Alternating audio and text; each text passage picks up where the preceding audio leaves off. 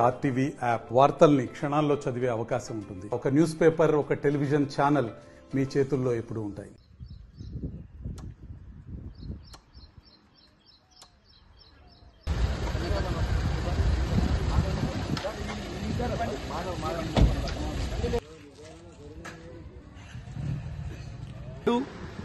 తొమ్మిది 2024 రోజున సాయంత్రం వేళలో జరిబి గ్రామంలో దళిత వర్గాల పైన ఇరు అగ్రవర్ణాలు అన్యాయంగా అక్రమాలకు అరిగట్టడం కోసం దళిత వర్గాలను అనేక విధాలుగా అనగదొక్కడం జరుగుతున్నది. అదేవిధంగా బుద్ధ అండ్ ధమ్మ దాని యొక్క ప్రవచనలో గత నెల నుంచి ప్రవచనం యొక్క బుద్ధ విహారం జరుగుతున్నది. అదేవిధంగా మా యొక్క బుద్ధ విహార్లో మా యొక్క ఎస్సీ బౌద్ధులందరూ కలిసి అక్కడ బుద్ధుని యొక్క ధమ్మ గురించి చెప్పుకోవడం జరుగుతున్నది. అటువంటి సమయంలో వాళ్ళు మా మీద దాడి చేయడానికి ప్రయత్నిస్తున్నారు. మళ్ళీ అదేవిధంగా ఎన్నడూ లేని విధంగా ఏమంటే ఒక విషయము మా అక్కడ ఎప్పుడు కూడా లేనటువంటిది గణపతి విగ్రహాన్ని స్థాపన చేయడము. అదేవిధంగా వీళ్ళేమన్నా అంటే వీళ్ళ చూసుకుందామని చాలా రోజుల నుంచి పగలతోటి ఉండి రాత్రికి చిన్న పిల్లలతో సహా బౌద్ధ యొక్క దీక్ష తీసుకున్న సమయంలో ఇరు వర్గాలు చిన్న పిల్లలు అనకుండా దళితులను అనగదొక్కడము, వాళ్ళ మీద రాళ్ల దాడి చేయడము, వాళ్లకు మానసికంగా దెబ్బలు కొట్టడం కానీ, అదేవిధంగా వాళ్ళు చాలా మంది గాయపరిచారు, రక్తాలు కూడా ఇచ్చాయి. అంటే ఇక్కడ ఎలా అవుతుందంటే నిజంగానే సమస్యని ఎవరన్నా వచ్చి పరిష్కరిస్తారేమో అని దళితులు పై అధికారులకు సమాచారం ఇస్తారు. అందరికీ జైబీంలు. మా జరిబి గ్రామంలో సార్ బుద్ధ విహార్లో బుద్ధ అండ్ ధమ్మ ఈ గ్రంథం నడుస్తుంది సార్. నడంగా కావాలని ఈసీ వాళ్ళు అందరూ అక్కడ గణేష్ చతుర్థి పెట్టుకొని మాకు రౌతులతో మేము చదువుకుంటున్నాం సార్. వచ్చి మాకు 8:30 గంటలకు వచ్చి డైరెక్ట్ సార్ రౌతులు బట్టి మా చిన్న పిల్లగాళ్ళకు అందరికీ సార్ రౌతులు బట్టి కొట్టి గాయాలు చేసిండు. మళ్ళా మేము 100కి కాల్ చేసినాం. 100కి కాల్ చేసిన తర్వాత ఎస్ఐ గారు వచ్చారు. ఎస్ఐ వచ్చి మళ్ళా అడిషనల్ ఎస్పీ వచ్చారు. వచ్చి మీకు న్యాయం చేస్తామని చెప్పి, మీకు ఏం బాధ ఉంటే మేము న్యాయం చేస్తా అని చెప్పి మళ్ళా ఎస్ఐకి ఏం చెప్పిండట అంటే ఇద్దరికి కూడా కేసు చేపి ఇద్దరికి కూడా లోపడేసేద్దామని చెప్పి పోయిండు సార్. మా జరిబి గ్రామంలో ఇట్లాంటి సిచ్యువేషన్లు బాగా నడుస్తున్నాయి. ఎందుకంటే మేము ఎన్నోసార్లు పెద్ద మనుషులకు అడిగినాము, ఇది ఎక్కడన్నా ఆపండి అని ఎన్నోసార్లు చెప్పినాము.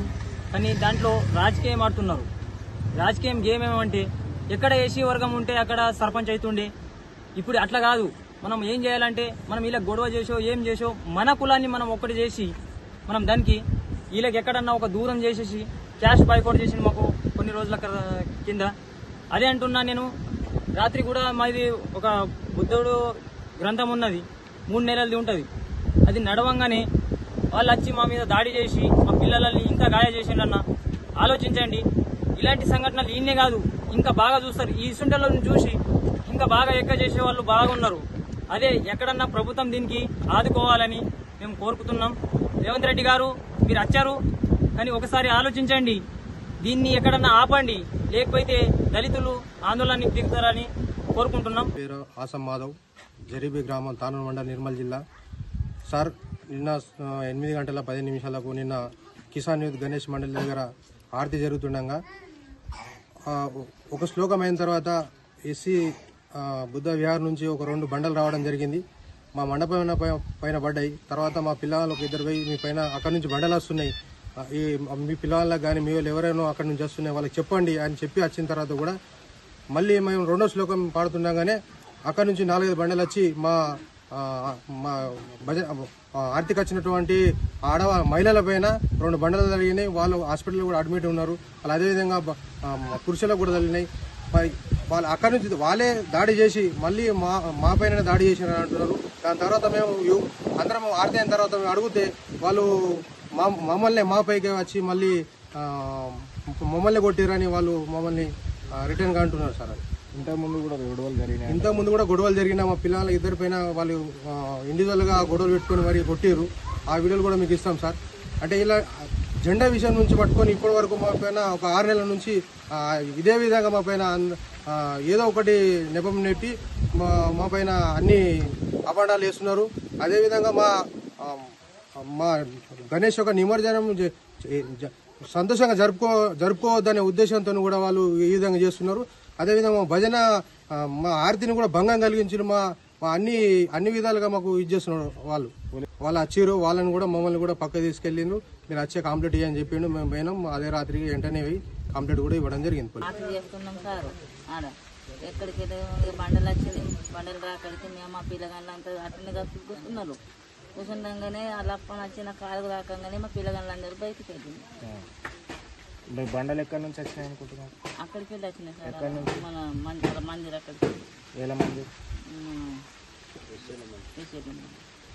మీకు అక్కడి నుంచి బండలు వచ్చినట్టు కనిపించినాయి? కనిపించినాయి సార్. తర్వాత ఏం చేశారు? మాట్లాక అందరు పిల్లగాళ్ళు పోయిండు. ఇట్లా ముందు మా పిల్లగాడు పోయి అడిగిండు, నీ బండలు రాట్లేదు ఇట్లా అనగా మా పిల్లగాడు పోతే మా పిల్లగాడికి బెదిరించిండు.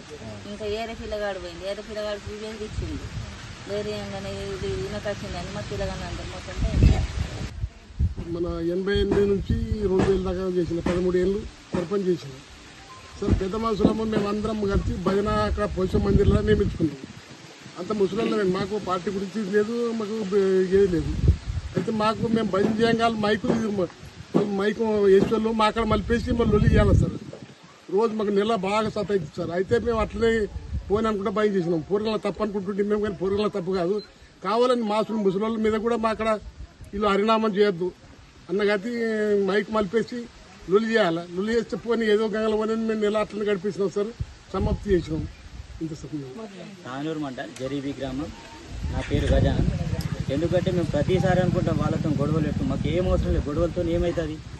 వట్టినే రాద్ధాంతాలు జరుగుతాయి. ఎందుకంటే పిల్లలంతా ఎడ్యుకేషన్ చేస్తారు కాబట్టి మేము వాళ్ళ కొట్టాలా పోవాలని లేదు. కానీ వాళ్ళు ఏం చేస్తారు? మా మీద అటాక్ చేయడానికి చూస్తున్నారు. మేము పోననేసి అలాగే ఉంటున్నాం. వాళ్ళు పోతున్నారు, కేసులు పెడుతున్నారు. మేము పెడతలేము, ఇక్కడనే ఉండిపోతున్నాం. సరే ఎందుకు? మేము పిల్లలు భవిష్యత్తు ఖరాబ్ అయిపోతాయని మేము ఆలోచిస్తున్నాం. కానీ వాళ్ళు కావాలని మా మీద రుద్దుతున్నారు. అక్కడ కూడా జెండా కూడా ఎంఆర్ఓ సార్ అద్దు టెంపుల్ ఉంది పక్కకి ఇయ్యద్దంటే కూడా ఎంఆర్ఓ సార్ అనుకోకుండా ఇచ్చేసిండు. కానీ అది తప్పు. అక్కడ 2 జెండా పెట్టిండంటే మనకు అక్కడ ఇద్దరికి గొడవలు ఘర్షణకు దారితీస్తుంది. కానీ అది ఆలోచించకుండా కూడా అక్కడ జెండాను పెట్టేయడం జరిగింది. మేము అందరం కలిసి ఒక జాగా నిర్ణయిద్దాం, ఎక్కడెక్కడ ఒక దగ్గర పెడదాం అందరం నిర్ణయం చేసిండు మా పెద్దలు. కానీ అది ఆలోచించలేదు. తిరిగి ఆడ పెట్టేసిండు. దాన్ని కూడా మేము సహించినాం, పోనీ అన్నాం, ఒప్పుకున్నాం. తిరిగి ఇక్కడ వినాయకుడు పెట్టిన తర్వాత కూడా ఈరోజు బండలు కొట్టడం జరిగింది. అయినా తిరిగి మా యువకుడిపై గణేష్ చెప్పడం జరిగింది, వద్దు భయ్ మీరు కొట్టకండి అని చెప్పిన తర్వాత కూడా మళ్ళా 4-5 రాళ్ళు వచ్చినాయి. అంటే సిచ్యువేషన్ని బట్టి వాళ్ళు వాడుకుంటున్నారు. వాళ్ళు ఉన్నారు 40-50 మంది ఉన్నారు, మేము 500 మంది ఉన్నాం. కొట్టాలంటే ఒక 5 మినిట్స్ అలగదు, కానీ కొట్టాం. ఎందుకంటే మనకి ఏం అవసరం ఉన్న గొడవలతో మనం భయం పడుతున్నాం. కేసు ఎస్సీ వాళ్ళు అరే ఎందుకు, మాకు అవసరం లేదు, అందరం ప్రేమతో ఉందామని అంటున్నాం. కానీ చేస్తున్నారు, పోతున్నారు, కేసులు పెడుతున్నారు, మేము అలాగే ఉండిపోతున్నాం. అంటే సిచ్యువేషన్ అనేది ఇట్లా అయిపోయింది. ఎడ్యుకేషన్ అని మేము ఆగిపోతున్నాం, ఆ ఎస్సీ రిజర్వేషన్ అది అనుకుంటా మా మీద కేసులని మేము భయపడిపోతున్నాం. అంటే సిచ్యువేషన్ అనేది ఇట్లా నడుస్తున్నది. ఇక నిన్న రాత్రి జారీబీలో ఘటన జరిగింది 2 కమ్యూనిటీ మధ్యలో. దీంట్లో ఆల్రెడీ 2 ఎఫ్ఐఆర్స్ బుక్ అయింది. ఇప్పుడు అరెస్ట్ కోసం మనము ట్రై చేస్తాము. అరెస్ట్ చేసినప్పుడు నేను మొత్తం డీటెయిల్ ఇస్తాను. ఇప్పుడు సిచ్యువేషన్ పీస్ఫుల్ ఉంది అక్కడ. And whoever is trying to break law and order or disturb the peaceful atmosphere will take a strong action against them.